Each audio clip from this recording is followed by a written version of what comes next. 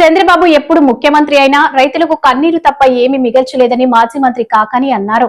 ఈ మేరకు ఈ రోజు ఆయన మీడియాతో మాట్లాడుతూ ఈ కూటమి ప్రభుత్వంలో రైతులకు ఏం చేశారో చెప్పాలని డిమాండ్ చేశారు. చూడండి, చంద్రబాబు గారికి నిద్ర పట్టదు. చెమట వచ్చేటువంటి సీమ రైతన్నల మీద పగ తీర్చుకుందే ఆయనకి పూట గడవదు.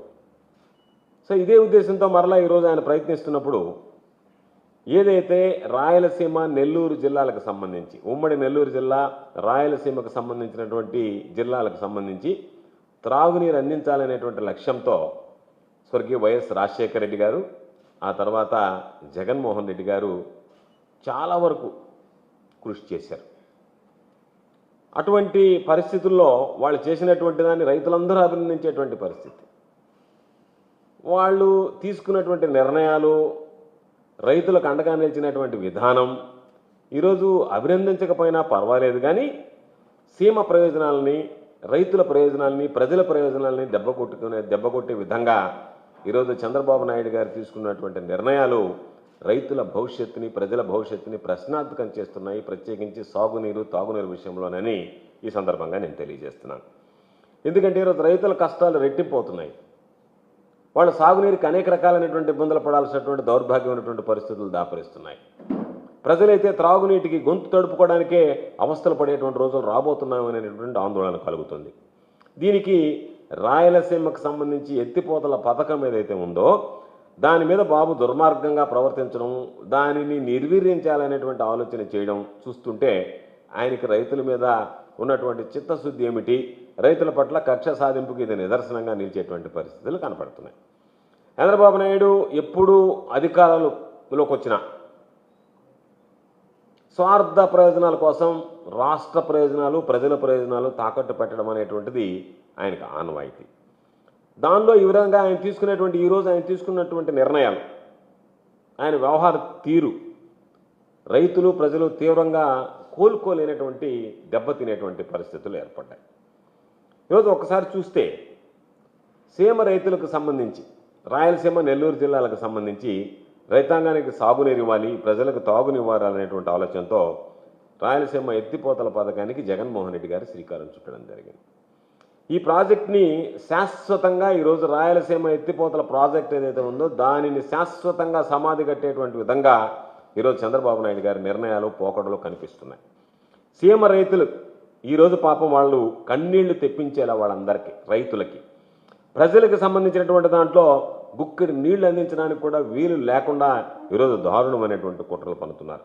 15 సంవత్సరాలు ముఖ్యమంత్రిగా పనిచేసినటువంటి అనుభవం, గుక్కిడి నీళ్లు అందించడానికి కూడా వీలు లేనటువంటి పరిస్థితులు కల్పిస్తున్నారంటే ఎంత దౌర్భాగ్యకరమైనటువంటి పాలన అందించారో ప్రత్యేకంగా చెప్పాల్సినటువంటి అవసరం లేదు. 15 సంవత్సరాలలో రైతులకు సంబంధించి కానీ, ప్రజల అవసరాల గురించి కానీ ఏ రోజు కూడా చంద్రబాబు నాయుడు పట్టించుకున్నటువంటి దాఖలాలు లేవు. సీమలో పుట్టావు, రాయలసీమ ప్రాంతానికి చెందినటువంటి వాడివి, 4 సార్లు ముఖ్యమంత్రిగా పనిచేశావు, అవకాశం వచ్చింది 4 సార్లు ముఖ్యమంత్రిగా పనిచేసేటువంటి అవకాశం. ప్రతి సందర్భంలో నేను రాయలసీమ నుంచి వచ్చాను, 4 సార్లు ముఖ్యమంత్రి అని చెప్పి నువ్వే డబ్బు కొట్టుకుంటావు. ఏ రోజైనా ఆ ప్రాంతానికి, ఆ రైతాంగానికి ఒక్క మేలు చేకూర్చేటువంటి విధంగా ఒక్క నిర్ణయం అయినా తీసుకున్నావు అనేటువంటిది ఈరోజు నువ్వు ఆత్మ పరిశీలన చేసుకోవాలి. చంద్రబాబు నాయుడు గారు ఆత్మ పరిశీలన చేసుకోవాల్సినటువంటి అవసరం. ఈరోజు జగన్మోహన్ రెడ్డి గారు, స్వర్గీయ రాజశేఖర రెడ్డి గారు చేసినటువంటి ప్రయత్నాల్ని అడ్డుపుల్ల వేయడంలో మాత్రం చంద్రబాబు నాయుడు ముందు వరుసలో నిలబడుతున్నాడు. ఏ రోజు రాష్ట్రంలో తాను అధికారంలో ఉన్నా, కేంద్ర ప్రభుత్వంలో భాగస్వామిగా ఉన్నా, ప్రజల ప్రయోజనాలను కాపాడాలనేటువంటి ఆలోచన ఏ రోజు చంద్రబాబు నాయుడికి కలగదు. ఏ రోజు ప్రజల ప్రయోజనాల గురించి పట్టించుకోడు. అంత ఘోరంగా విఫలమైనటువంటి చరిత్ర చంద్రబాబు నాయుడు గారి. అయితే ఈరోజు జగన్మోహన్ రెడ్డి గారు గత ప్రభుత్వంలో కేంద్రంలో భాగస్వామిగా లేకపోయినా, ఏ పార్టీతో పొత్తు కలవకపోయినా, ఎక్కడైనా సరే రాష్ట్ర ప్రజల ప్రయోజనాల విషయంలో ఎక్కడా రాజీ పడినటువంటి సందర్భాలు లేవు. రాష్ట్ర ప్రజల ప్రయోజనాల కోసం ఏ రోజు కూడా జగన్మోహన్ రెడ్డి గారు అలుపెరగనటువంటి రీతిలో పాలన సాగించాడు తప్ప ఎక్కడ కూడా రాజీ ధోరణి అవలంబించినటువంటి పరిస్థితుల్లో కనిపించలేదు. అన్ని వర్గాలకు మేలు చేకూర్చడంతో పాటు అన్నదాతలకు మరింత మేలు చేకూర్చేటువంటి విధంగా ఆయన పరిపాలన సాగింది.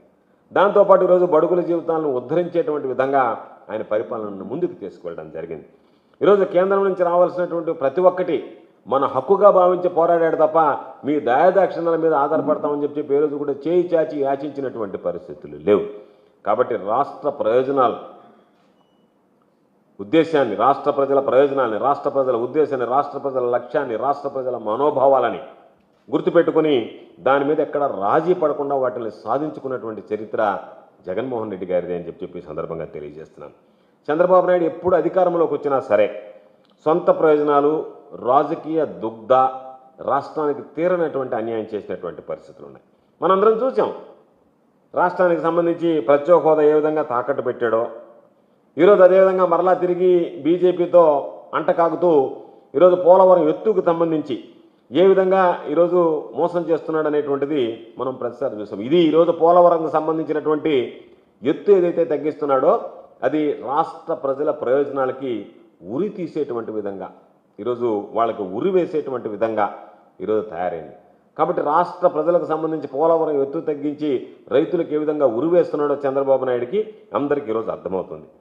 కాబట్టి రైతుల సాగునీటి కోసం, త్రాగునీటి కోసం ఈరోజు రాయలసీమ ఎత్తిపోతల పథకాన్ని తీసుకొస్తే దానిని ఈరోజు చంద్రబాబు శవపేటికగా పేరుస్తున్నారు. ఇది నిజంగా బాధాకరమైనటువంటి విషయం. జగన్మోహన్ రెడ్డి గారికి మంచి పేరు వస్తుంది. జగన్మోహన్ రెడ్డి గారు ఆ ప్రాంతానికి నీళ్ళు ఇస్తే జగన్మోహన్ రెడ్డి గారు ఉన్నప్పుడు ఈ ప్రాంతానికి నీళ్లు వస్తాయి. కాబట్టి ఆ జగన్మోహన్ రెడ్డి గారి మీద ఉన్నటువంటి ఈ